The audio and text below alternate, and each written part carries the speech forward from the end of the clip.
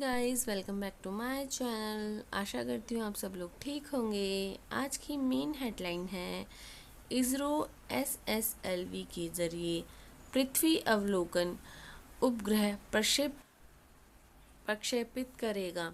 इसरो 15 अगस्त को सुबह 9:17 पर श्रीहरिकोटा से लघु उपग्रह प्रक्षेपण यान SSLV का उपयोग करके एक पृथ्वी अवलोकन उपग्रह प्रक्षेपित करेगा। SSLV जिसे कम लागत, तेजी से तैनाती के लिए डिज़ाइन किया गया है। यह 500 किलोग्राम पेलोड को 500 किलोमीटर की कक्षाओं में ले जा सकता है और कई माइक्रो सैटेलाइट्स की सहायता करता है। इसे प्रक्षेपण की सफलता से उत्पादन के लिए SSLV को निजी क्षेत्र में स्थानांतरित करने का मार्ग प्रशस्त होगा। चीन ने स्टारलिंक से प्रतिस्पर्धा करने के लिए पहला उपग्रह प्रक्षेपित किया। चीन ने स्पेस एक्स के स्टारलिंक को टक्कर देने के उद्देश्य से अपनी 1000 सेल्स कॉन्स्टेलेशन योजना के हिस्से के रूप में 18 LEO उपग्रहों को सफलतापूर्वक प्रक्षेपित किया। शंघाई स्पेसकॉम सैटेलाइट टेक्नोलॉजी द्वारा प्रक्षेपित ताइयुआन सैटेलाइट लॉन्च सेंटर में हुआ। चीन स्टारलिंक को अमेरिकी अंतरिक्ष आधिपत्य के खतरे के रूप में देखता है, जिसमें LEO उपग्रहों को नियंत्रित करने में महत्वपूर्ण सैन्य निहितार्थ है। आंध्र प्रदेश ने स्थानीय चुनाव उम्मीदवारों के लिए 2 बच्चे वाली नीति को खत्म कर दिया। आंध्र प्रदेश सरकार ने 2 से अधिक बच्चों वाले व्यक्तियों के लिए स्थानीय निकाय चुनाव लड़ने की 2 बच्चे वाली नीति को खत्म करने का फैसला किया है। मुख्यमंत्री N. चंद्रबाबू नायडू ने लिया। भारतीय सेना ने लद्दाख में पर्वत प्रहार अभ्यास आयोजित किया। पर्वत प्रहार अभ्यास में पहाड़ी और ऊबड़-खाबड़ इलाकों पर जोर दिया जाता है, जैसे कि पूर्वी लद्दाख जैसे क्षेत्रों में पाए जाते हैं। विभिन्न प्रकार के टैंक, K9 वज्र सहित आर्टिलरी गन, वायु रक्षा प्रणाली, UAV और सेना की अन्य विमानन परिसंपत्तियां अपनी संचालन क्षमता का प्रदर्शन कर रही हैं। 2020 से भारतीय सेना ने इस क्षेत्र में 500 से अधिक टैंक और बख्तरबंद लड़ाकू वाहन तैनात किए हैं। RBI ने लगातार 9वीं बार रेपो दर 6.5% बरकरार रखी। RBI 9वीं बार रेपो दर को 6.5% पर अपरिवर्तित रखा। MPC ने 4-2 से वोट करके विकास का समर्थन करते हुए CPI लक्ष्य 4%, 2% के साथ मुद्रास्फीति संरेखण पर ध्यान केंद्रित किया। MPC की अगली बैठक 7 से 9 अक्टूबर 2024 को निर्धारित है। नीति रेपो दर 6.5%, स्थायी जमा सुविधा दर 6.25%, सीमांत स्थायी सुविधा दर 6.75%, बैंक दर 6.75%, स्थिर रिवर रेपो। आज के क्वेश्चन आंसर देख लेते हैं। पेरिस ओलंपिक 2024 में नीरज चोपड़ा ने कौन सा पदक जीता? A स्वर्ण, B रजत, C कांस्य, D इनमें से कोई नहीं। इसका सही आंसर है B रजत। पेरिस ओलंपिक 2024 में जैवलिन थ्रो इवेंट में भारत के नीरज चोपड़ा ने शानदार खेल दिखाते हुए अपने सीजन का बेस्ट थ्रो 89.45 मीटर करते हुए रजत पदक जीता। वहीं पाकिस्तान के अरशद नदीम ने ओलंपिक रिकॉर्ड के साथ स्वर्ण पदक जीता। ग्रेनेडा के एंडरसन पीटर्स ने 88.54 मीटर की थ्रो के साथ कांस्य पदक जीता। भारतीय पुरुष हॉकी टीम ने पेरिस ओलंपिक में कांस्य पदक जीता। इस टीम के कप्तान कौन हैं? ए. पी. श्रीजेश, बी. हरमनप्रीत सिंह, सी. हार्दिक सिंह या डी. मनप्रीत सिंह। इसका सही आंसर है बी. हरमनप्रीत सिंह। भारतीय पुरुष हॉकी टीम ने एक गोल से पिछड़ने के बाद वापसी करते हुए स्पेन को 2-1 से हराया और पेरिस 2024 ओलंपिक में कांस्य पदक जीता। इसका साथ ही अनुभवी गोलकीपर पी. श्रीजेश ने हॉकी से संन्यास की घोषणा भी कर दी है। भारत ने 52 साल पहले खेले गए म्यूनिख 1972 के बाद पहली बार हॉकी में लगातार पदक जीते हैं। नीदरलैंड की टीम ने स्वर्ण और जर्मनी ने रजत पदक जीता। केंद्र सरकार ने हाल ही में किन 2 राज्यों में नए मोर अभयारण्य स्थापित किए हैं? ए. आसाम और केरल, बी. कर्नाटका और केरल, सी. केरल और तमिलनाडु या डी. उत्तर प्रदेश और मध्य प्रदेश। इसका सही आंसर है बी. कर्नाटक और केरल ने। केंद्रीय पर्यावरण, वन एवं जलवायु परिवर्तन मंत्री श्री भूपेंद्र यादव ने हाल ही में कर्नाटक के आदिचुंचनगिरी और केरल के चूलन्नुवर को मोर अभयारण्य घोषित किया है। साथ ही उन्होंने बताया कि राष्ट्रीय पक्षी के संरक्षण के लिए कई उपाय किए जा रहे हैं। मंत्रालय ने मोर के लिए प्रजनन और संरक्षण केंद्र भी स्थापित किए हैं। भारतीय रिजर्व बैंक ने यूपीआई पेमेंट की लिमिट 1 लाख रुपए से बढ़ाकर कितनी कर दी है? ए. 3 लाख, बी. 4 लाख, सी. 5 लाख या डी. 6 लाख। इसका सही आंसर है सी. 5 लाख।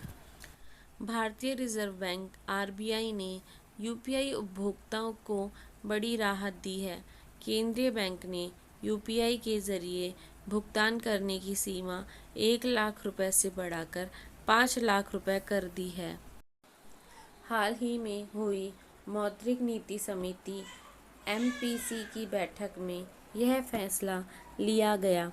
पहले यूपीआई के लिए भुगतान सीमा 1 लाख रुपए थी। ओलंपिक खेलों के समापन समारोह में मनु भाकर के साथ दूसरे भारतीय ध्वजावाहक कौन होंगे? ए. नीरज चोपड़ा, बी. विनेश फोगाट, सी. पी. श्रीजेश या डी. पी.वी. सिंधु। इसका सही आंसर है सी. पी. श्रीजेश। मशहूर hockey goalkeeper P. Sreejesh Olympic खेलों के समापन समारोह में स्टार निशानेबाज मनु भाकर के साथ भारतीय दल के ध्वजावाहक के रूप में शामिल होंगे। बता दें कि कांस्य पदक मैच में जीत के बाद पी. श्रीजेश ने संन्यास की घोषणा कर दी थी। हाल ही में किस राज्य सरकार ने उपस्थिति पोर्टल लॉन्च किया है? ए. उत्तर प्रदेश, बी. मध्य प्रदेश, सी. बिहार या डी. छत्तीसगढ़। इसका सही आंसर है डी. छत्तीसगढ़। हाल ही में छत्तीसगढ़ के मुख्यमंत्री हेमंत सोरेन ने स्वास्थ्य, चिकित्सा, शिक्षा और परिवार कल्याण विभाग के तहत उपस्थिति पोर्टल लॉन्च किया है। इस पहल का उद्देश्य डॉक्टरों और पैरामेडिकल कर्मचारियों सहित सभी स्वास्थ्य विभाग के कर्मचारियों की दैनिक उपस्थिति को सटीक रूप से ट्रैक करना है। हाल ही में किस राज्य सरकार ने 5 लाख रोजगार के अवसर पैदा करने के लिए लॉजिस्टिक पॉलिसी 2024 को मंजूरी दी है? ए कर्नाटका, बी आसाम, सी महाराष्ट्र या डी उत्तर प्रदेश। इसका सही आंसर है सी महाराष्ट्र ने। महाराष्ट्र सरकार ने लॉजिस्टिक नीति 2024 को मंजूरी दे दी है। इसका लक्ष्य 200 से अधिक लॉजिस्टिक पार्क, कॉम्प्लेक्स और टर्मिनल स्थापित करना है, जिससे लगभग 5 लाख नए रोजगार के अवसर पैदा होने की उम्मीद है। नीति का लक्ष्य 10,000 एकड़ लॉजिस्टिक बुनियादी ढांचे को विकसित करना है, जिसमें 25 जिला नोड्स, 5 क्षेत्रीय केंद्र और राज्य, राष्ट्रीय और अंतर्राष्ट्रीय लॉजिस्टिक हब शामिल हैं। यहाँ हाई टेक लॉजिस्टिक को प्रोत्साहित करता है। AI, blockchain, robotics, automation, IoT और ड्रोन को बढ़ावा देता है, जिससे स्थानीय युवाओं के लिए तकनीक प्रेमी नौकरियां पैदा होती हैं। हाल ही में किस देश ने कावा महिला वॉलीबॉल नेशन लीग 2024 जीता? ए भारत, बी नेपाल, सी भूटान या डी ईरान। इसका सही आंसर है ए भारत ने। भारत ने काठमांडू में नेपाल को 3-2 से हराकर CAVA कावा महिला वॉलीबॉल नेशन लीग फाइनल जीता। इस जीत ने लीग में भारत का दूसरा खिताब जीता। लीग चरण में नेपाल से पिछली हार के बावजूद भारत ने फाइनल में चैंपियनशिप हासिल की। फाइनल मैच में दोनों टीमों के बीच उच्च प्रतिस्पर्धा और कौशल का प्रदर्शन हुआ। टूर्नामेंट में भारत ने स्वर्ण और नेपाल ने रजत पदक, ईरान ने कांस्य पदक जीता। हाल ही में भारतीय सेना ने किस क्षेत्र में रणनीतिक सैन्य अभ्यास पर्वत प्रहार आयोजित किया? ए चेन्नई, बी विशाखापत्तनम, सी लद्दाख या डी जैसलमेर। इसका सही आंसर है सी लद्दाख में। भारतीय सेना ने उच्च ऊंचाई वाले युद्ध पर ध्यान केंद्रित करते हुए लद्दाख में पर्वत प्रहार अभ्यास का आयोजन किया। यह अभ्यास भारत चीन सीमा के पास ऊबड़ खाबड़ इलाकों में ऑपरेशन पर प्रकाश डालता है।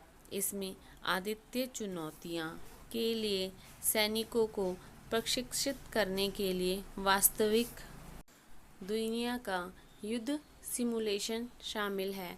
एक पखवाड़े तक चलने वाले इस अभ्यास में पैदल सेना, तोपखाने और बख्तरबंद बलों सहित विभिन्न सेना इकाइयां शामिल हैं और टैंक के 9 वज्र तोपखाने और UAV जैसे सैन्य संपत्तियों का प्रदर्शन किया जाता है।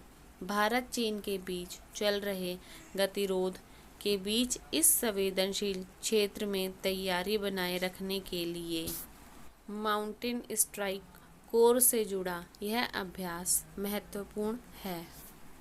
हाल ही में समाचारों में आया श्री बाबा बुड्ढा अमरनाथ मंदिर जम्मू की किस घाटी में स्थित है? ए अरु घाटी, बी लोरन घाटी, सी लिदर घाटी या डी गुरेज घाटी। इसका सही आंसर है बी लोरन घाटी में। जम्मू कश्मीर के पुंछ जिले में 10 दिवसीय श्री बाबा बुद्ध अमरनाथ तीर्थ यात्रा 8 अगस्त को शुरू हुई और 19 अगस्त को सावन पूर्णिमा और रक्षाबंधन के दिन समाप्त होगी। कड़ी सुरक्षा के बीच तीर्थयात्रियों का पहला जत्था जम्मू से रवाना हुआ। कर्नाटक, गुजरात और मध्य प्रदेश के लगभग 700 तीर्थयात्री भाग ले रहे हैं। यह मंदिर जम्मू कश्मीर से 290 किलोमीटर दूर समुद्र तल से 4600 फीट ऊपर है और लोरन घाटी से घिरा हुआ है। बाबा बुड्ढा अमरनाथ के दर्शन करना विचारणीय है। हाल ही में खबरों में रहा वक्फ क्या है? ए धार्मिक और धर्मार्थ उद्देश्यों के लिए भगवान के नाम पर समर्पित संपत्ति, बी एक सरकारी स्वामित्व वाली संपत्ति, सी व्यक्तिगत उपयोग के लिए समर्पित एक संपत्ति, या डी संपत्ति का एक स्थायी दान। इसका सही आंसर है ए धार्मिक और धर्मार्थ उद्देश्यों के लिए भगवान के नाम पर समर्पित संपत्ति। धार्मिक और धर्मार्थ उद्देश्यों के लिए भगवान के नाम पर समर्पित संपत्ति 1995 के वक्फ अधिनियम में संशोधन करने के लिए एक विवादास्पद विधेयक, जिसका लक्ष्य वक्फ निकायों में गैर मुस्लिम व्यक्तियों और मुस्लिम महिलाओं को शामिल करना है, प्रस्तुत किया जाना है।